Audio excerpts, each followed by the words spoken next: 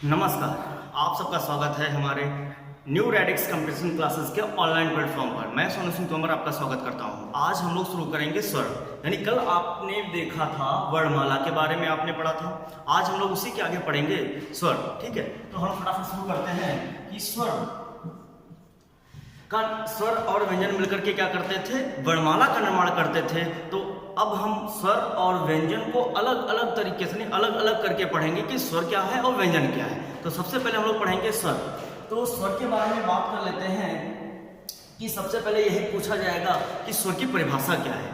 स्वर की परिभाषा क्या है, तो बात करेंगे स्वर की परिभाषा की। स्वर एक ऐसा वर्ण, यानी स्वर उन वर्णों को कहते हैं, कह सकते हैं इसकी परिभाषा जो है वह स्वर उन वर्णों को कहते हैं, उन वर्णों को कहते हैं जिनका उच्चारण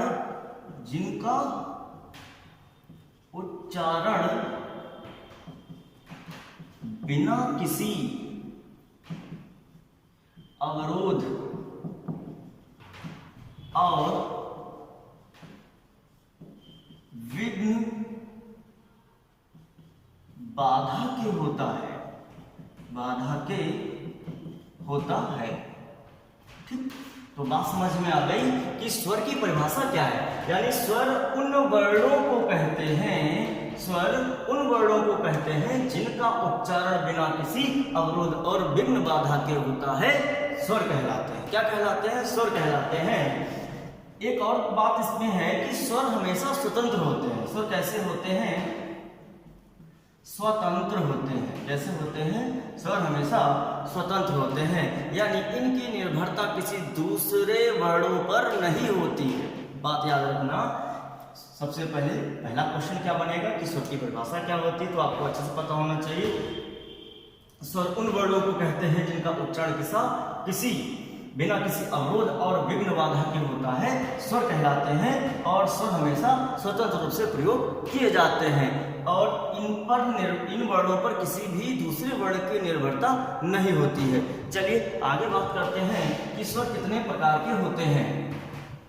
स्वर कितने प्रकार के होते हैं, तो ये भी जान लेना आवश्यक है।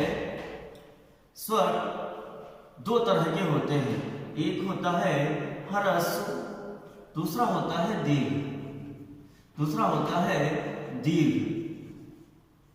तो आपको बात पता चल गई कि स्वर कितने तरह के होते हैं। दो तरह के होते हैं, एक ह्रस्व और दूसरा दीर्घ। और एक और होता है, वो अलग से है, उसका नाम है संयुक्त स्वर।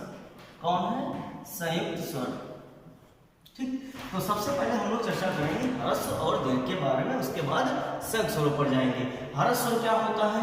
यानी जिनका उच्चारण करने में एक मात्रा का समय लगता हो, जिनका उच्चारण करने में एक मात्रा का समय लगता हो, क्या कहलाते हैं? ह्रस्व स्वर कहलाते हैं। तो ह्रस्व स्वरों की संख्या कितनी होती है, तो आप बता सकते हो। ह्रस्व स्वरों की संख्या 4 होती है। कौन कौन से? छोटा आ, छोटी ई, छोटा ऊ और री, यानी ह्रस्व स्वरों की संख्या 4 होती है। कौन कौन से? अ, ई, ऊ और री। बात समझ में आ गई। अब इन्हीं 4 स्वरों को हम लोग कह देते हैं मूल स्वर। क्या कहते हैं? मूल स्वर। प्रश्न पूछ लिया जाता है कि मूल स्वरों की संख्या कितनी, तब भी कितनी बताओगे? 4। कौन कौन से होते हैं? छोटा आ, छोटी ई, छोटा ऊ और री होते हैं। अगर इसमें से पूछ लिया जाए कि प्राकृतिक स्वर कौन होते हैं, प्राकृतिक स्वर की अगर बात की जाए तो आप बता सकते हो प्राकृतिक स्वर 3 होते हैं। कौन कौन से? छोटा आ, छोटी ई और छोटा ऊ, यानी प्राकृतिक स्वरों की संख्या 3 होती है। छोटा आ, छोटी ई और छोटा ऊ। तो आपको बात समझ में आ गई होगी। अंत में आपको ये भी बता देता थोड़ा सा कि ह्रस्व का मतलब क्या होता है। ह्रस्व का मतलब होता है लघु, कम, छोटा। ठीक, कई बार प्रश्न पूछा जा चुका है कि ह्रस्व के समानार्थी शब्द क्या होते हैं, तो आप बता सकते हो लघु, कम और छोटा। बात समझ में आ गई। तो हमारे ख्याल से ह्रस्व के बारे में आपको बात क्लियर हो गई है। अब बात कर लेते हैं दीर्घ, यानी दीर्घ स्वर कितने होते हैं, तो आप बता सकते हो दीर्घ स्वर 7 होते हैं। तो 7 और 4 मिलाकर के 11, यानी स्वरों की संख्या कितनी होती है? 11। 11 में कौन कौन सम्मिलित होते हैं? 2 सम्मिलित होते हैं, एक ह्रस्व सम्मिलित होता है और दूसरा दीर्घ सम्मिलित होता है। तो 7 और 4 कितने हो गए 11। अब 7 कौन कौन से देख लेते हैं। बड़ा आ, बड़ी ई, बड़ा ई, बड़ा ऊ, ए, ऐ, ओ, औ। यानी यह 7 जो है आपके क्या कहलाते हैं, दीर्घ स्वर कहलाते हैं, जिनकी संख्या 7 होती है। बात क्लियर हो गई। तो आपको अच्छे से क्लियर हो गया होगा कि स्वरों को हम लोग 2 भागों में विभाजित कर सकते हैं, पहला स्वर, दूसरा दीर्घ। हर स्वर क्या होता है और दीर्घ स्वर क्या होते हैं और कितने होते हैं, ये आपको क्लियर हो गया। दीर्घ का मतलब क्या होता है, बड़ा। ठीक, दीर्घ का मतलब क्या होता है, बड़ा। यानी जिनका उच्चारण करते समय 2 मात्राओं का समय लगता हो, उन्हें हम लोग दीर्घ स्वर कहते हैं। चलिए बात करते हैं हम लोग संयुक्त स्वर की। तो संयुक्त स्वर क्या होते हैं, महत्वपूर्ण है। कई बार क्वेश्चन पूछा जा चुका है कि संयुक्त स्वर क्या होते हैं और इनकी संख्या कितनी है। तो संख्या हम पहले आपको बता देते हैं, संख्या 4 होती है। क्या होते हैं संयुक्त स्वर, उन संयुक्त का ही मतलब होता है, ठीक है, 2 या 2 से अधिक वर्णों के योग से बना हुआ कोई भी वर्ण क्या कहलाता है, संयुक्त स्वर कहलाता है। संयुक्त व्यंजन होते हैं, संयुक्त स्वर भी होते हैं। तो सबसे पहले हम संयुक्त स्वर की बात करेंगे। संयुक्त स्वर 4 होते हैं। कौन कौन से होते हैं, ए, ऐ, ओ, औ। ठीक, ये 4 आपके संयुक्त स्वर होते हैं। क्यों होते हैं, क्योंकि इनका निर्माण 2 स्वरों के योग से हुआ हो। यानी जिन वर्णों का निर्माण 2 स्वरों के योग से हुआ हो, उन्हें ही हम लोग संयुक्त स्वर कहते हैं। तो अब हम बात कर लेते हैं ए का निर्माण कैसे हुआ है। आ प्लस यानी धन छोटी ई, यानी आ और छोटी ई का जब मेल करा देंगे तो ए का निर्माण हो जाएगा। अब छोटा आ के बाद यदि हम ए रख दें तो क्या हो जाएगा, ऐ का निर्माण हो जाएगा। और यदि हम छोटा आ के बाद छोटा ऊ लगा दें तो किसका निर्माण हो जाएगा, ओ का निर्माण हो जाएगा। और औ का निर्माण करेंगे छोटा आ के बाद यदि हम ओ लगा दें तो हम किसका निर्माण कर लेंगे, औ का। तो आपने देखा कि संयुक्त स्वरों की संख्या 4 होती है, ए, ऐ, ओ, औ। ठीक है, ए का निर्माण आ धन ई से होता है, ऐ का निर्माण आ धन ए से होता है, ओ का निर्माण आ धन ऊ से होता है और औ का निर्माण आ धन ओ से होता है। तो आपको यहाँ पर 3 चीजें क्लियर हो गई, हर स्वर, दीर्घ स्वर और संयुक्त स्वर। ये तीनों बातें आपको अच्छे से ध्यान रखनी है। चलिए एक और बात हम यहाँ पे मालूम कर लेते हैं कि स्वर हमारे कितने होते हैं, 11। लेखन की दृष्टि से कितने होते हैं, 13। तो 13 स्वर होते हैं, उनका उच्चारण स्थान क्या है ये भी पता कर लेते हैं। चलिए उच्चारण स्थान के बारे में बात कर लेते हैं।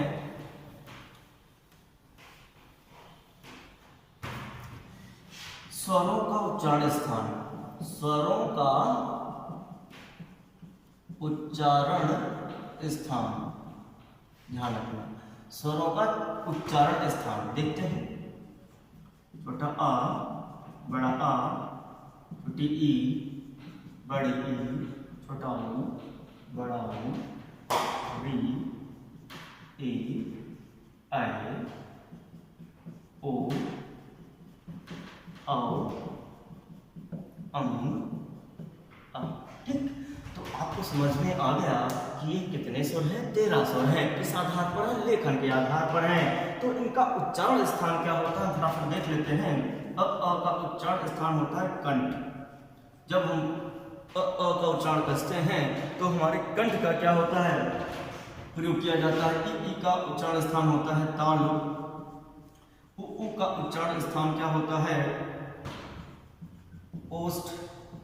री का उच्चारण क्या होता है, मूर्धा। और ऐ का उच्चारण स्थान क्या होता है, आपने देखा आ और ई से क्या बनता है, ए। तो आ का उच्चारण स्थान क्या है, कंठ। ई का क्या है, ताल। तो क्या हो जाएगा, कंठ ताल। क्या हो जाएगा, कंठ ताल। इसी तरह से ओ और ओ का निर्माण किससे हुआ, आ ऊ। तो आ जो है कंठ है, ऊ जो है ओष्ठ है, तो क्या हो जाएगा, कंठोष्ठ हो जाएगा, ध्यान रखना है। और अह का जो है वो कंठ है। तो आपको बात समझ में आ गई होगी, ठीक है। सभी जो 13 स्वर हैं, यानी लेखन के आधार पर 13 स्वर हैं, उनका उच्चारण स्थान क्या है, अ का उच्चारण स्थान कंठ है, ई का तालु, उ का ओष्ठ, री का मूर्धा, ऐ का कंठ ताल, उ औ का ओष्ठ है, आ का कंठ है। तो बात क्लियर हो गई। तो आपको अच्छे से क्लियर हो गया कि स्वर कितने प्रकार का होता है, 2 प्रकार का होता है, ह्रस्व और दीर्घ, इसके बारे में पता चल गया। उसके बाद संयुक्त स्वर क्या होते हैं वो भी पता चल गया। स्वरों का उच्चारण स्थान क्या होता है ये भी पता चल गया। आगे हम पढ़ेंगे स्वरों का वर्गीकरण यानी क्लासिफिकेशन ऑफ वोवेल्स। तो हम देख लेते हैं स्वरों का वर्गीकरण कितने तरह से होता है और उसके अंतर्गत कौन कौन सी चीजें आती हैं। कोई एक सिंगल भी प्रश्न आपका छूटने वाला नहीं है, बस अंत तक आप अच्छे से वीडियो देखते रहें, ठीक है। तो पूरा का पूरा आपका सब क्लियर हो जाएगा। इससे बाहर एक भी प्रश्न आने वाला नहीं, बशर्ते बस ध्यानपूर्वक आपको पढ़ना है और प्रैक्टिस हमेशा करते रहनी है। ध्यान दीजिएगा, स्वरों का वर्गीकरण देख लेते हैं। स्वरों का वर्गीकरण, तो स्वरों का वर्गीकरण जो है वह कितने तरह से होता है, 6 प्रकार से करते हैं। स्वरों का वर्गीकरण कितने तरह से होता है, 6 तरह से होता है। तो देख लेते हैं। पहला जो है वो उच्चारण काल के आधार पर, पहला क्या है, उच्चारण काल के आधार पर, उच्चारण काल के आधार पर। दूसरा क्या होता है, जीभ के प्रयोग के आधार पर। ध्यान रखना, प्रश्न बहुत पूछे जाते हैं। 3 पर मुख द्वार के खुलने के आधार पर। चौथा होता है ओठ की स्थिति के आधार पर।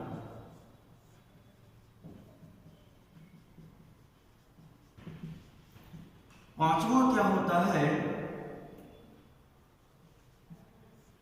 हवा के नाक व मुंह से निकलने के आधार पर।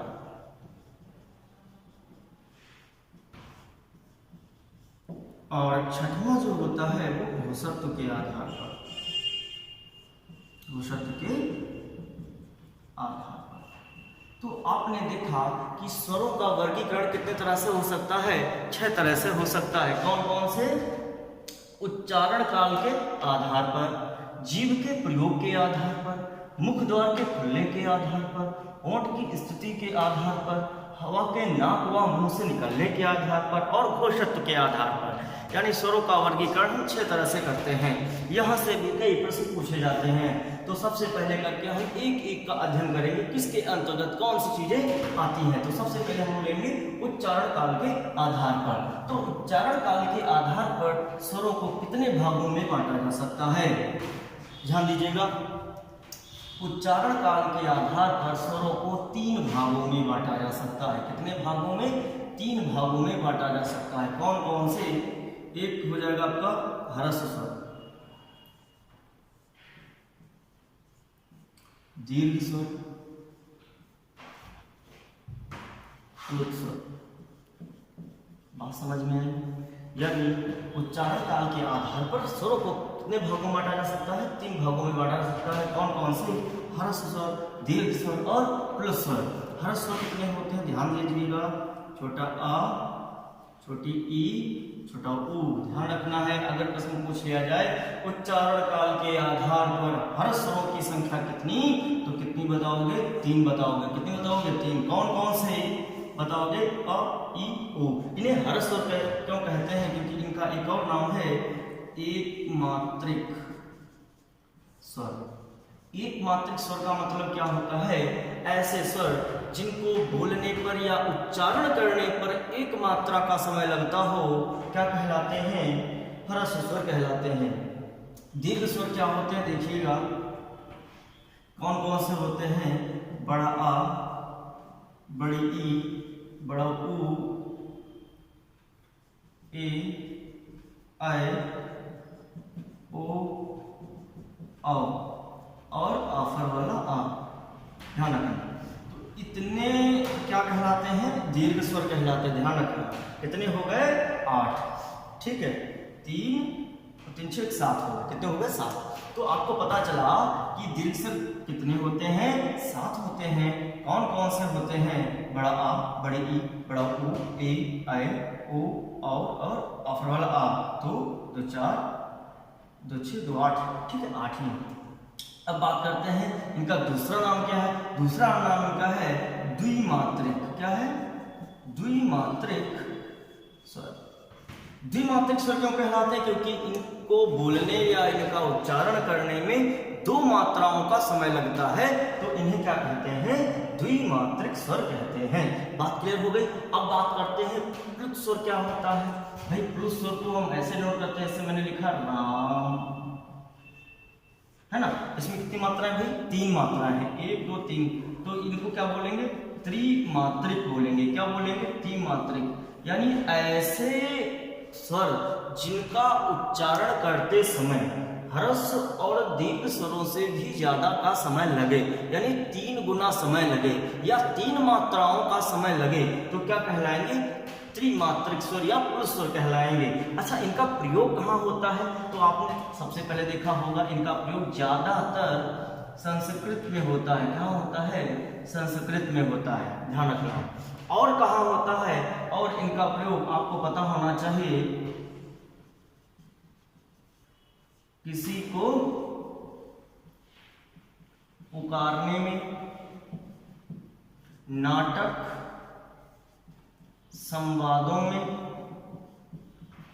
तो आपको पता चल गया कि जो प्लुत स्वर है वो त्रिमात्रिक कहलाता है, जिनका उच्चारण करने में 3 मात्राओं का समय लगता है, तो इसलिए इसको त्रिमात्रिक कहते हैं। प्रयोग कहाँ होता है? संस्कृत में होता है ज्यादातर। और कहाँ होता है? किसी को पुकारने में या नाटक संवादों में किया जाता है। तो आपको अच्छे से समझ में आ गया कि उच्चारण काल के आधार पर हम लोग स्वरों को 3 भागों में बांट सकते हैं। एक ह्रस्व स्वर, दीर्घ स्वर और प्लुत स्वर में बांट सकते हैं। चलिए अब हम बात करते हैं अगले पॉइंट की। पॉइंट नंबर 2 पर था जीव के प्रयोग के आधार पर। तो बताइए, जीव के प्रयोग के आधार पर स्वरों को कितने भागों में बांटा जा सकता है? नंबर 2 पे था जीव के प्रयोग के आधार पर। जीव के प्रयोग के आधार पर, तो ध्यान से देखिएगा, जीव के प्रयोग के आधार पर। तो जीव के प्रयोग के आधार पर हम लोग 3 भागों में बांट सकते हैं। कितने भागों में बांट सकते हैं भाई? 3 भागों में बांट सकते हैं। कौन कौन से? अग्र स्वर, मध्य स्वर और आपका पश्च स्वर। बात क्लियर हो गई?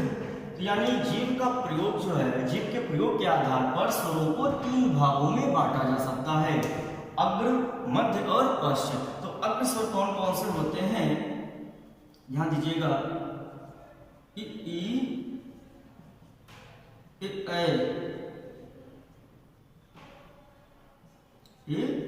ऐ। तो आपको पता होना चाहिए इ और ए क्या होते हैं? अग्रस्वर होते हैं। क्या होते हैं भाई? अग्रस्वर होते हैं। तो अग्रस्वरों की संख्या कितनी हो गई? 4 हो गई। कौन कौन से? ई, ऐ। मध्य स्वर एक ही होता है, छोटा आ। अब बात करते हैं पश्च स्वर, यानी ई, ऐ और आ को छोड़कर जो शेष बचेंगे वही क्या कहलाएंगे? पश्च स्वर कहलाएंगे। जैसे बड़ा आ, छोटा ऊ, बड़ा ऊ, ओ, और ऑफर वाला आ। तो आपको पता चल गया कि जीव के प्रयोग के आधार पर स्वरों को कितने भागों में बांटा जा सकता है? 3 भागों में बांटा जा सकता है। कौन कौन? अग्र, मध्य और पश्च। अग्र स्वर कौन होते हैं? छोटी ई, बड़ी ई, ए, ऐ, यानी इनकी संख्या 4 होती है। मध्य स्वर आ होता है, इनकी संख्या 1 होती है। और पश्च स्वर कौन कौन से होते हैं? बड़ा आ, छोटा ऊ, बड़ा ऊ, और ऑफर वाला आ होता है। अब हम बात कर लेते हैं मुख द्वार के खुलने के आधार पर। ठीक, नंबर 3 पे क्या था? मुख द्वार के खुलने के आधार पर। मुख द्वार के खुलने के आधार पर। मुख द्वार के खुलने के आधार पर। भाई मुख द्वार के खुलने के आधार पर स्वरों को कितने भागों में बांटा जा सकता है? भाई 4 भागों में बांटा जा सकता है। कितने भागों में? 4 भागों में बांटा जा सकता है। पहले बात करेंगे हम लोग विवृत, अर्धविवृत, संवृत और अर्धसंवृत। बात पता चल गई। विवृत क्या होता है? जिनका उच्चारण करते समय मुख द्वार जब सबसे ज्यादा ओपन होता हो या खुलता हो, इसका मतलब ओपन, यानी एक ऐसा स्वर जिसका उच्चारण करने में हमें सबसे ज्यादा मुंह ओपन करना पड़ता हो, वह कौन सा होता है? बड़ा आ। बात क्लियर हो गई? इसे बड़ा आ, आम बोलते हैं या राम बोलते हैं या काम बोलते हैं, तो सबसे ज्यादा मुंह ओपन करना पड़ता है, इसलिए इसको क्या कहा जाता है? विवृत स्वर कहा जाता है। और विवृत का मतलब होता है हाफ ओपन, हाफ ओपन, यानी एक ऐसे स्वर जिनको बोलने में हमारा मुख द्वार आधा ही खुला रहता हो। क्या खुला रहता हो? आधा ही। जैसे आ, ऐ और औ। ठीक, ध्यान रखना, आ, ऐ और औ। ठीक। अब संवृत का मतलब होता है क्लोज। संवृत का मतलब क्या होता है? क्लोज, यानी बंद। इसमें होता है ई, उ, ठीक, ई, उ, और अर्धसंवृत की बात करें तो क्या बचा है? ए बचा है और ओ बचा है। ठीक, तो ध्यान रखना। अगर प्रश्न पूछ लिया जाए कि मुख द्वार के खुलने के आधार पर स्वरों को कितने भागों में बांटा जा सकता है, तो आप बता सकते हो 4 भागों में बांटा जा सकता है। पूछा जाए कौन से 4 भागों में बांटा जा सकता है, तो बता सकते हो विवृत, अर्धविवृत, संवृत और अर्धसंवृत में बांटा जा सकता है। अब बात करते हैं विवृत स्वर कौन होते हैं? आ, यानी इनकी संख्या 1 होती है। अर्धविवृत की संख्या 3 होती है। कौन कौन से? आ, ए और औ। अब बात करते हैं संवृत कौन कौन से होते हैं? ई, उ, इनकी भी संख्या कितनी होती है? 4 होती है। और अर्धसंवृत कितने होते हैं? 2 होते हैं। कितने होते हैं? 2 होते हैं। तो आपको बात पता चल गई कि मुख द्वार के खुलने के आधार पर स्वरों को कितने भागों में बांटा जा सकता है? 4 भागों में बांटा जा सकता है। चलिए अब हम अगले नंबर की बात करते हैं। 4 नंबर की बात करते हैं होठों की स्थिति के आधार पर। होठों की स्थिति के आधार पर, होठों की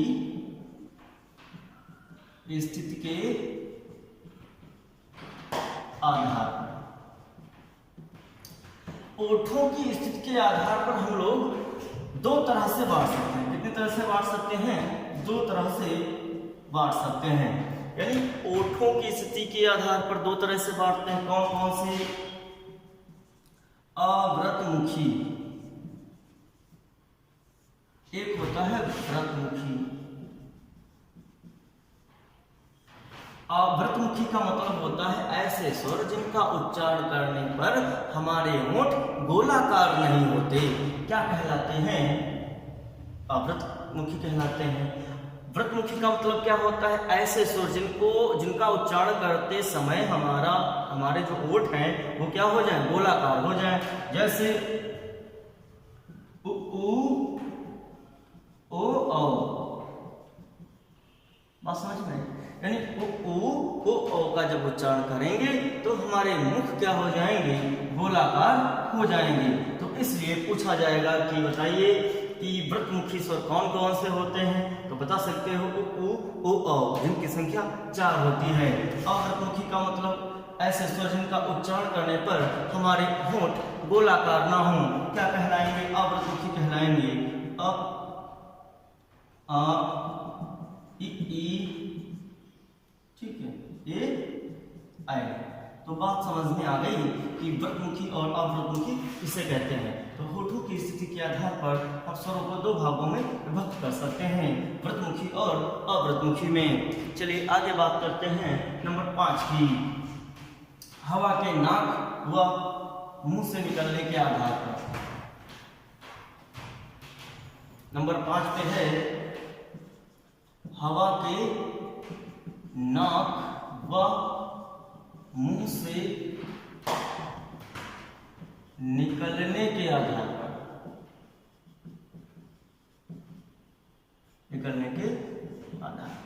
बात क्लियर हो गई। हवा के नाक व मुंह से निकलने के आधार पर कितने तरह से बांटा जा सकता है? दो तरह से हम लोग बांट सकते हैं। कितनी तरह से बांट सकते हैं? दो तरह से। एक होता है निर्नुनासिक, दूसरा होता है अनुनासिक। ठीक है। निर्नुनासिक का मतलब होता है मौखिक। क्या होता है? मौखिक।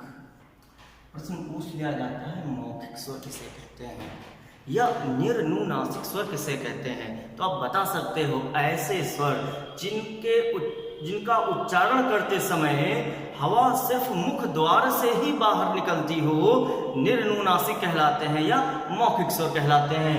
यानी जितने भी स्वर होते हैं सभी के सभी मौखिक होते हैं। स्वर कितने हैं? 11। अंग आह को छोड़ करके सभी के सभी जो स्वर है वो क्या कहलाते हैं? मौखिक स्वर। यानी छोटा अ, बड़ा आ, छोटी ई, बड़ी ई, छोटा ऊ, बड़ा ऊ, री, ए, ऐ, ओ, औ। ठीक। तो इतने स्वर क्या कहलाते हैं? निर्नुनासिक कहलाते हैं या मौखिक। तो सभी जो 11 स्वर होते हैं क्या कहलाते हैं? मौखिक स्वर कहलाते हैं। तो मौखिक का मतलब होता है जिनका उच्चारण करने पर हवा सिर्फ मुख द्वार से ही बाहर निकले, क्या कहलाते हैं? मौखिक स्वर कहलाते हैं। अनुनासिक का मतलब होता है यानी ऐसे स्वरों का उच्चारण जिनका उच्चारण करते समय हवा मुख द्वार और नासिका यानी दोनों जगह से निकले, मुख और नाक दोनों जगह से हवा यदि निकले तो उसे क्या कहेंगे? अनुनासिक। यानी इस तरह से अगर लिखा हो ये आ, इस तरह से अगर लिखा हुआ है ठीक।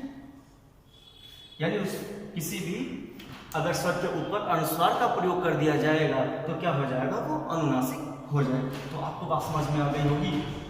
तो हवा के नाक और मुंह से निकलने के आधार पर स्वरों को दो भागों में बांटा जा सकता है। पहला निर्नुनासिक या मौखिक स्वर और दूसरा अनुनासिक स्वर। बात क्लियर हो गई। अब बात कर लेते हैं 6 नंबर की। 6 नंबर का मतलब होता है घोषत्व के आधार पर। 6वें के है घोषत्व के आधार पर।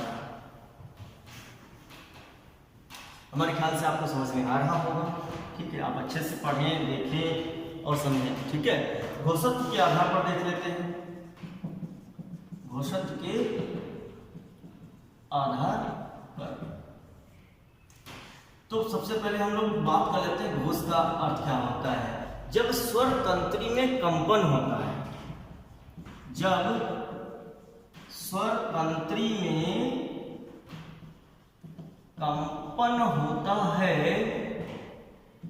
तो घोष ध्वनियां निकलती हैं।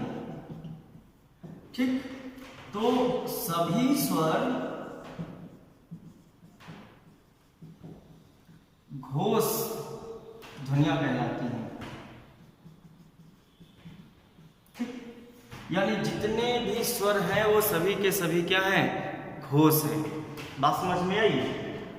तो घोषत्व के आधार पर हम लोग देखते हैं स्वर क्या होते हैं। घोष का मतलब होता है जब स्वर तंत्री में कंपन होता है तो घोष ध्वनियां उत्पन्न होती हैं। सभी स्वर क्या कहलाते हैं? घोष ध्वनियां कहलाती हैं। तो हमारे ख्याल से आपको ये स्वर वाला चैप्टर आपको अच्छे समझ में आया होगा। ठीक है, जितना भी मैंने बताया है कि स्वर क्या है, उसकी परिभाषा क्या है। ठीक है, स्वर कितने प्रकार का होता है, ह्रस्व स्वर क्या होते हैं, दीर्घ स्वर क्या होते हैं और संयुक्त स्वर क्या होते हैं। ठीक है, और फिर स्वरों का उच्चारण क्या होता है, ये भी आपको अच्छे समझ में आ गया होगा। फिर हमने बात की स्वरों के वर्गीकरण के बारे में। तो स्वरों का वर्गीकरण हम लोग 6 तरीके से कर सकते हैं। तो 6 तरीके से आपने अच्छे से देखा है, आप लोग भी अच्छे से अध्ययन करिएगा, पढ़िएगा। तो अगले पार्ट में हम लेकर आएंगे व्यंजनों का वर्गीकरण। यानी व्यंजन क्या है, यानी जिस तरह से हम लोग स्वरों का पूरा पाठ्यक्रम पढ़ा है उसी तरीके से हम लोग व्यंजन के बारे में पढ़ेंगे। यानी इतना अगर आपको स्वर के बारे में नॉलेज है तो किसी भी परीक्षा के लिए आप क्या हो? तैयार है। ठीक है, तो हम ये उम्मीद करते हैं आपको बेहतर समझ में आया होगा और हमारे ख्याल से आप अच्छे से रहें, बेहतर रहें और अच्छे से पढ़ाई करें। धन्यवाद।